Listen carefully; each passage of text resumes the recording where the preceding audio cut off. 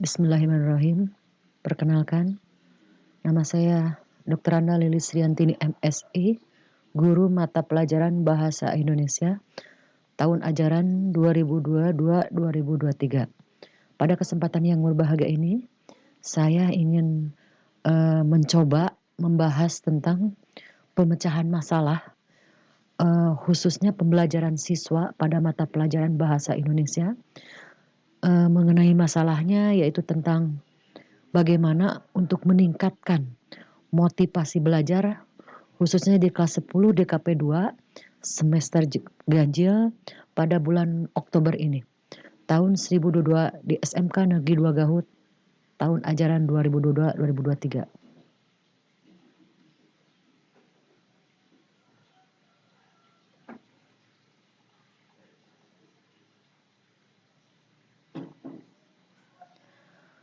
Adapun sumber rujukannya, saya melihat dari permasalahan siswa, dari data siswa diambil dari kuesioner dan survei pada saat pelaksanaan profil penguatan profil pelajar Pancasila yang dapat dimonitoring setiap saat.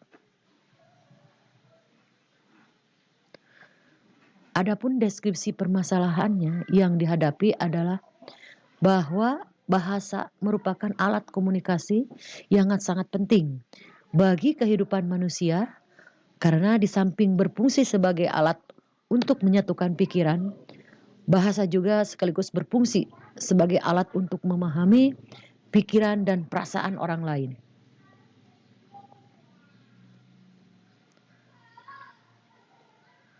Sedangkan akar permasalahannya adalah pada hakikatnya belajar bahasa adalah belajar berkomunikasi. Untuk itulah pengajaran bahasa bertujuan agar peserta didik dapat menggunakan bahasa dengan baik dan benar, terutama dalam kegiatan proses pembelajaran. Yang kedua, meningkatkan kemampuan penalaran serta kematangan emosional dan sosial. Dan terakhir adalah pengajaran bahasa lebih menekankan pada kemampuan mengucapkan bahasa tersebut. Walaupun bahasa Indonesia sudah mempelajari atau sudah dipelajari sejak sekolah dasar secara formal sampai sekarang, kenyataannya di lapangan banyak peserta didik, khususnya peserta didik di sekolah tersebut, khususnya dalam lanjutan yang ada di SMK Negeri 2 Garut, banyak mengalami kendala. Di antaranya dalam berkomunikasi dengan menggunakan bahasa Indonesia dengan yang baik dan benar. Hal itu terjadi di kelas 10 DKP 2. Kebanyakan siswanya dalam peserta didik itu masih mengalami kesulitan dalam berkomunikasi atau berbicara menggunakan bahasa Indonesia dengan baik dan benar. Baik dengan sesuatu situasi dan kondisinya, benar sesuai tata cara pengucapannya. Kemudian yang kedua, kesulitan tersebut mengakibatkan peserta didik enggan atau malas mengikuti pembelajaran. Dan terakhir, karena kesulitan itu sehingga enggan atau malas mengikuti pembelajaran, hal ini menyebabkan motivasi dan semangat belajar peserta didik tersebut rendah. Jadi kesimpulan yang saya ambil dari akar permasalahan yang lebih penting itu adalah bagaimana meningkatkan motivasi belajar bahasa Indonesia, dan kedua, bagaimana menumbuhkan minat belajar bahasa Indonesia. Sehingga saya mengambil beberapa alternatif solusinya, di antaranya satu, menciptakan suasana belajar yang menyenangkan ataupun learning. Yang kedua, memberikan reward kepada peserta didik.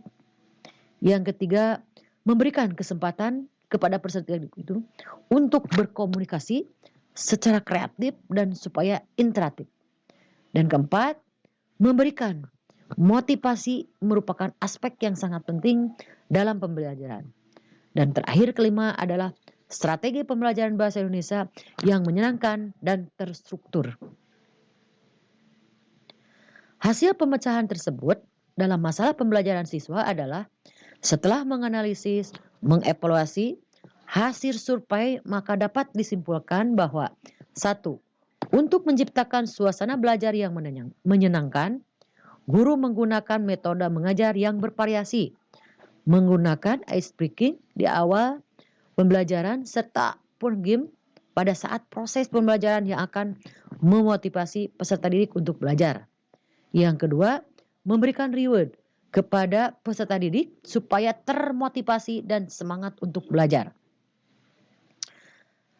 Ketiga adalah memberikan motivasi merupakan aspek penting dalam pembelajaran bahasa Indonesia karena motivasi dapat mempengaruhi minat belajar siswa. Oleh karena itu, dengan motivasi akan berjalan dengan lancar apabila disertai dengan strategi pembelajaran bahasa Indonesia yang menyenangkan dan terstruktur.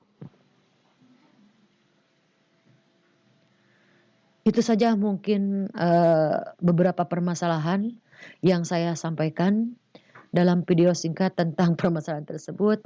Saya mudah-mudahan di hasil penelaahan yang akan ada dampak yang baik khususnya bagi saya sendiri maupun untuk siswa-siswa itu sendiri.